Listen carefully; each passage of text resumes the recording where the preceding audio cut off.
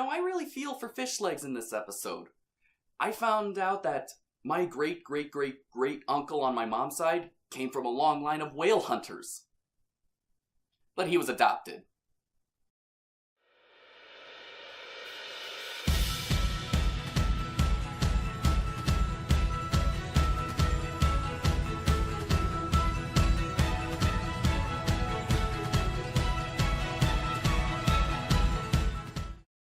The Loyal Order of Ingerman is another fish legs focused episode, and if you have seen our series or been with us from the beginning, then you know that we think that fish legs doesn't get a lot of good episodes. He only had 2 good ones, a few passable ones, and probably a couple that were just crap. The Loyal Order of Ingerman, it falls in the passable one. It's not horrible, but it's not great. It's just okay. The whole premise is that Fishlegs, while looking through Oswald's notes, finds out that his ancestors actually hunted down this one particular dragon called a Dramillion to near extinction. He feels very guilty about it, so he finds out where the island that they inhabit, sees that they're not only not extinct, but apparently they're still being hunted as like an exercise for the hunters. He rescues them. The Dramillions are safe. He returns, and all with Astrid's help, she tags along, and all the while, his dragon explorers, this little Viking Cub Scout kind of thing, which had the 3 kids, which I'm sure were from Dragon Eye of the Beholder Part 1, are coming to visit, but he hands them off to the twins, and then they and Snotlout try to, get them interested in their dragons. Doesn't really work out. And the episode ends with Snotlout's hut getting damaged. There will be repercussions for this! So, all in all, yeah, it's a passable episode. There wasn't too much from it that stood out, like, this is wrong, this is crap, I'm going to talk about it. No. There were some things that stood out to me that made me laugh, like, I don't know, the hunters wearing Fishlegs' helmet, and then decide to up the ante, up the ante in ridiculousness by actually singing. And alright, but when you've seen Big Man on Burke, nothing tops that comedy. Except maybe The Night and the Fury. But this is Fishlegs focus, so that's peak Fishlegs comedy. And the other is, of course, since this is a Fishlegs focused episode, we get the obligatory Ingerman dream sequence where he dreams himself hunting Meatlug, and he has this little chin beard, and then wakes up, with his arm raised like he is clutching an axe. It's funny and pretty standard for a Fishlegs episode, like I said.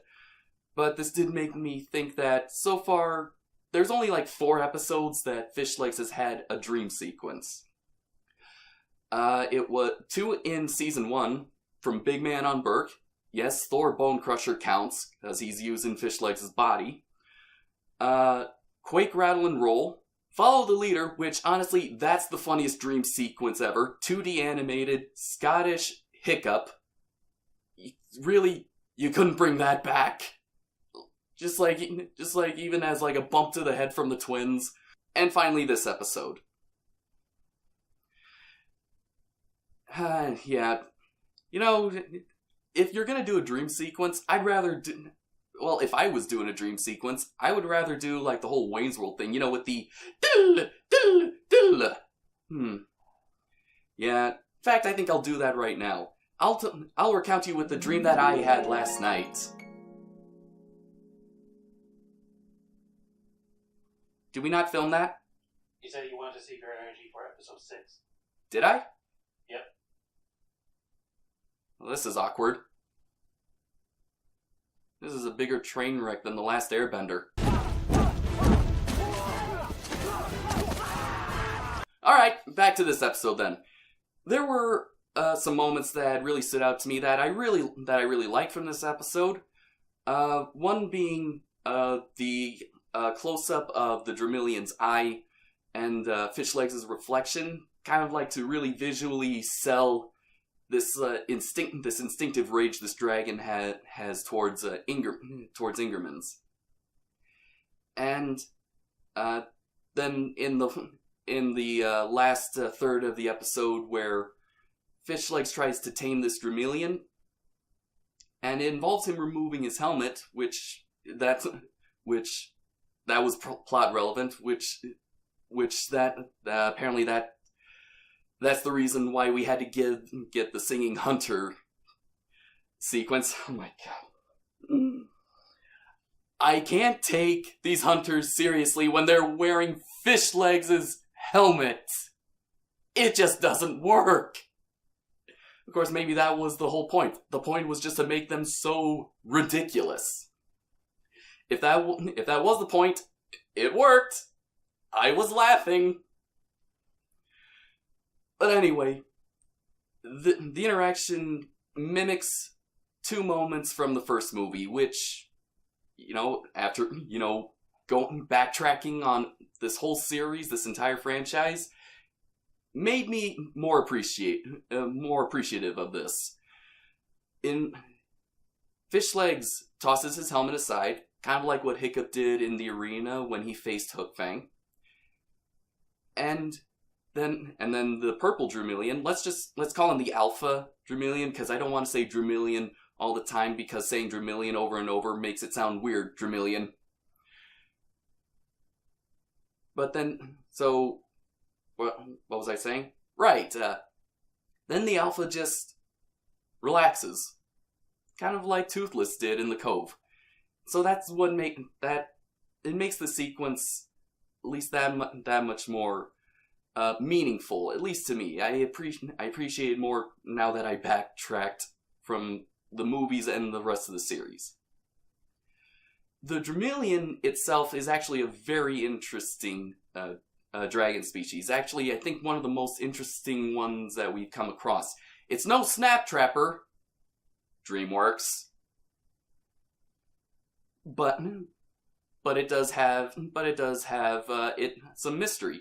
The design of the Dramilion itself is actually like that of a chameleon, which is where its name comes from. Dragon, Dramilion, Dramilion! So it has like two horns that kind of curve, like the lizard, as mentioned before. But it also has a very interesting firepower. It can actually mimic the fire of other dragons that it encounters. So when it sees Meatlug and Stormfly use their fire, it can use theirs, and that actually becomes a point of interest later on. Well, not for the characters, but for us, because it turns out that this Alpha has actually used a plasma blast. Now, at first, we just see a hunter, get thrown off by a plasma blast, and we think, yes, Hiccup and Toothless to the rescue as always, only to reveal that it's the Alpha that fired it. And when I first saw that, I was like, how did that dragon fire a plasma blast if it has never seen a Night Fury? And in some respects, that's a legitimate question. We haven't seen it see a Night Fury in this episode because this is the first time we're seeing it. But there's a user on YouTube who goes by Hello Future Me. I'd actually recommend subscribing to him. His videos have been very helpful to me, or at least very informative. I wish I had actually watched them during the filming of these series, because we've had a few lapses in memory, a few a few errors in continuity. But, you know, what's done is done. So, go check him out. His latest How to Train Your Dragon video does involve a Dramelian. And it says, he theorizes that at one point, this dragon did encounter a Night Fury. Now, we don't know how, whether a Night Fury landed on the island, or if it flew away to other regions and actually came across one. We just know that this Alpha encountered a Night Fury at some point. Otherwise, it wouldn't have been able to fire a Plasma Blast. Which, now that I think about it, really grinds my gears because of the cliffhanger in Season 2. You know, after the whole Vigo and Flightmare disaster, and we see the glyph from the Dragon Eye where the Night Fury is at the center, and it still hasn't gotten anywhere. We're still left in the dark. We're being led on a hook, which this adds more mystery to Night Furies as well as Dramelians, and we still know very little about it. But anyway, like I said, the Loyal Order of Ingerman, it's a passable episode. It is okay. And yeah, we're now here at the end of the episode, so that means DreamWorks, release the discs. I don't care how it happens. Please give us physical copies. Okay. Now for the next episode.